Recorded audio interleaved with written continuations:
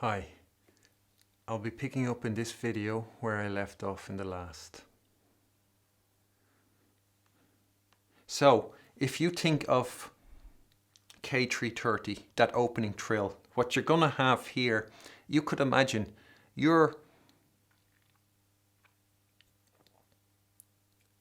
let's say you go into the room where Bach is teaching, and you sit down at the piano and you take out your Mozart sonatas, open it up at K.330, and Bach will say, "So what are we doing today?" And you say to him, I'd like it if we could look at the opening trill of K.330. That this is what this will be like. It's like you're actually getting a lesson from Bach. So what's the first thing you're learning about that opening trill in K.330? You're learning that what you see, that such such kind of notes, like that first group in the example D, it's such a type of group suffer or endure or bear or tolerate a trill with a Nachschlag. So that's the first thing you're learning from Bach.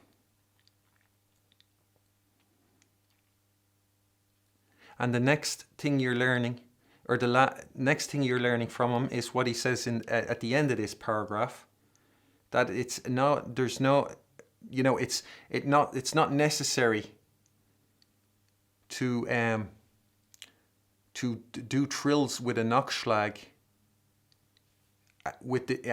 in this last example, as long as one holds out the trill properly or sustains the trill properly. So, and you could wonder, what does that mean, sustaining the trill properly? And in order to answer that, you'd need to gather together all the pieces of the jigsaw that refer to the Nachschlag. And so that piece in this paragraph that refers to the Nachschlag is there where he says the swift continuation after the dot could take the place of a Nachschlag. So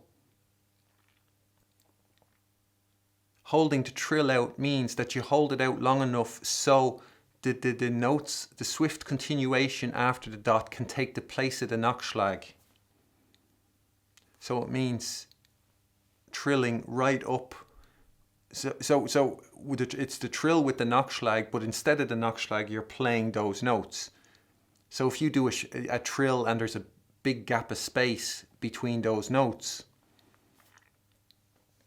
then those notes are not taking the place of the Nachschlag. So to know exactly what he means about holding the trill out properly, you need to gather together everything Bach says about the Nachschlag. So here's the example D with trilling them, doing the trills without a Nachschlag.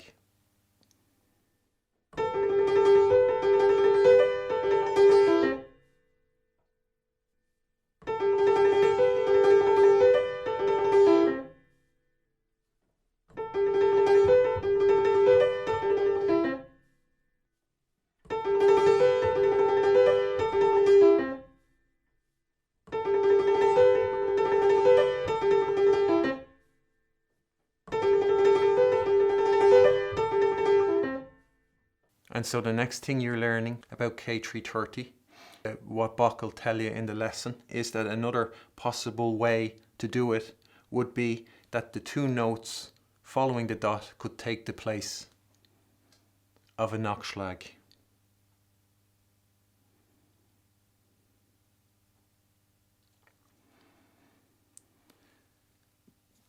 And I would say here in this paragraph that Bach is rather, the way he presents the information, I would say he rather prefers the trill with the Nachschlag in that example D. You know, because he's saying these notes, a Nachschlag agrees, a trill with a Nachschlag agrees with these type of notes. And then he said, nevertheless, you're not obliged to do it as long as you hold the trill out. So to me, that would suggest that his preference lies with the trill for the, you know, he prefers the trill with the Nachschlag over the trill without the Nachschlag. And, you know, whenever evidence appears in these paragraphs to support that my assertion, I'll point it out. But I would say from that it would appear Bach rather prefers the trill with the Nachschlag in this example D.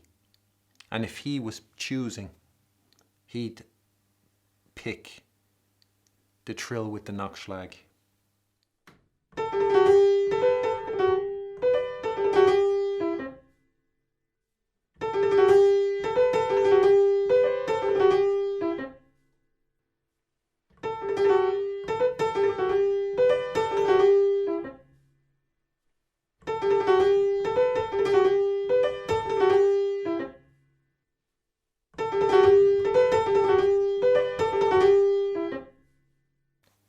And one more thing about this paragraph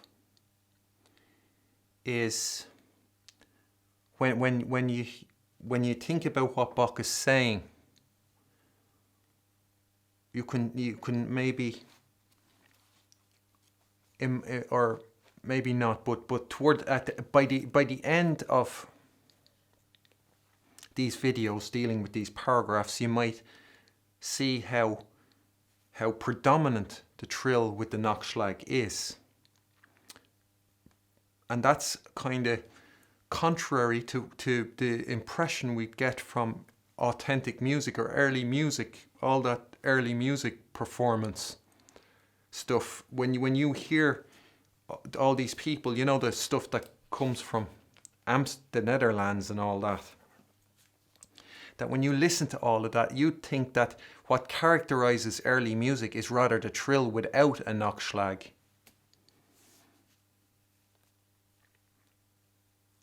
And I was a good few years ago, I did a course on accompaniment in a conservatory. Because, you know, like as far as piano is concerned, I've been very isolated, and I thought maybe this might be a good way kind of out of my isolation.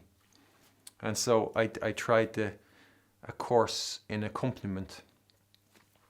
And I was accompanying a student on I was playing the harpsichord, and the student was a girl, and she was playing the flute. And it was a piece. It was a sonata for flute, and it was for a concert.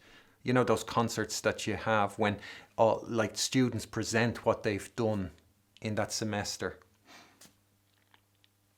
So it was one of them. And this was this student was studying early music in the university, and there was the last note of the piece, and that was over a fermata, had a trill, and she played the trill without a Nachschlag, and I had to ask her if she'd play a Nachschlag.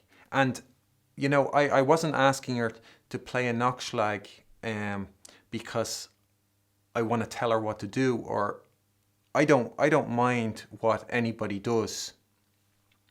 The decision is theirs to do what they like. But why I asked is because without the Nachschlag, I couldn't determine when she was going to end. Since it's a trill over a fermata, I didn't know.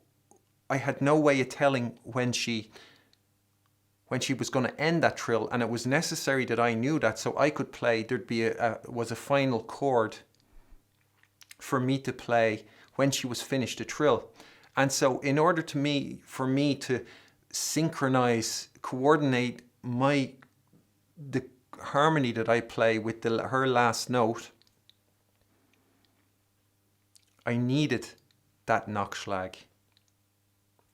So I had to ask her, and she was very talented and very good and musical and all, and so it wasn't a problem for her. So she played that Nachschlag, and it meant that last trill worked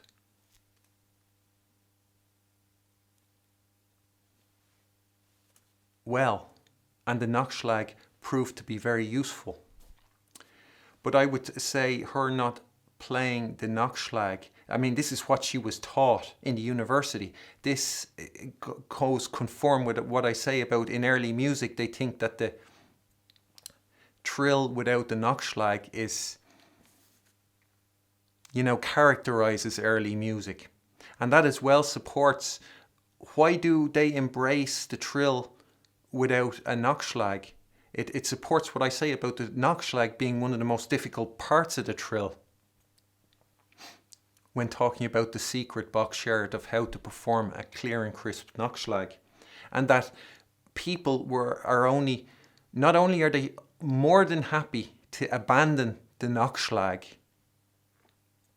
they love it even more when they're told their abandoning of the Nachschlag is because they're even better than it's because they know more, because they're at a higher level than trying to play a trill with a Nachschlag. So that works out. That's doubly great.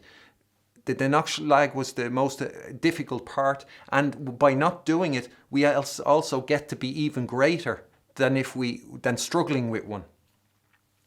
So it makes sense that they'd embrace that. And Bach included a footnote to this paragraph then, which he wrote later, and I'll just read that. And so he says, Ein Triller ohne folgende Noten, zum Exempel am Ende, über einer Fermate und so weiter, hat alle Zeit einen Nachschlag.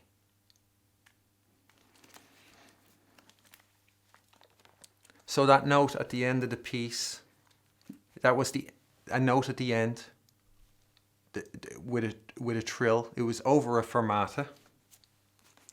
And this girl was learning.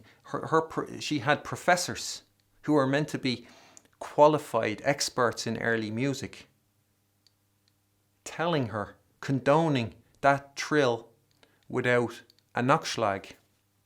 Even though Bach says such a trill always has a Nachschlag. And had I not been there, had I not been involved, the performance would have taken place of that trill, would have taken place where the trill has no Nachschlag.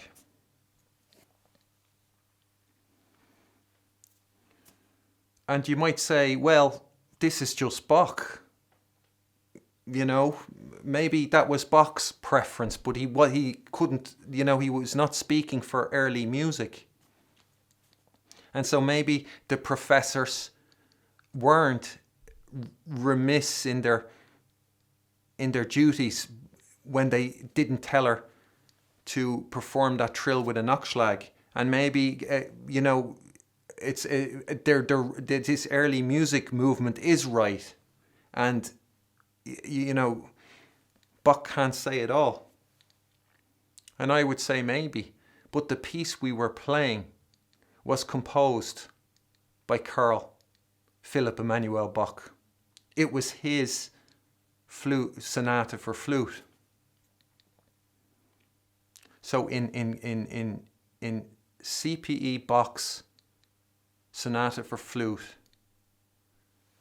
the professors, none of the professors told her she should be playing a trill with the Nachschlag.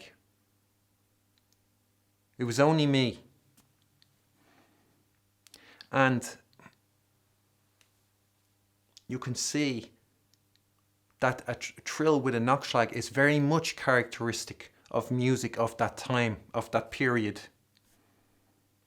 And that and maybe you could wonder how incorrect.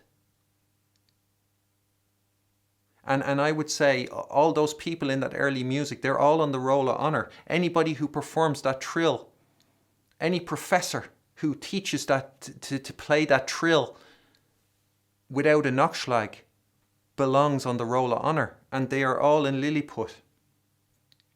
And they are plainly wrong when they advise such a thing. And that the early music, when you think, yeah, early music is characterized, Lilliput, it's a misrepresentation of the music at the time by Lilliput. They are not, you are not hearing what they do.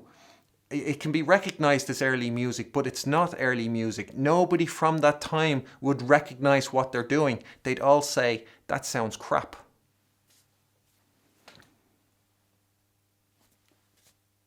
And a big, they'd improve a lot if they started adding the Nachschlag when it needs to be added.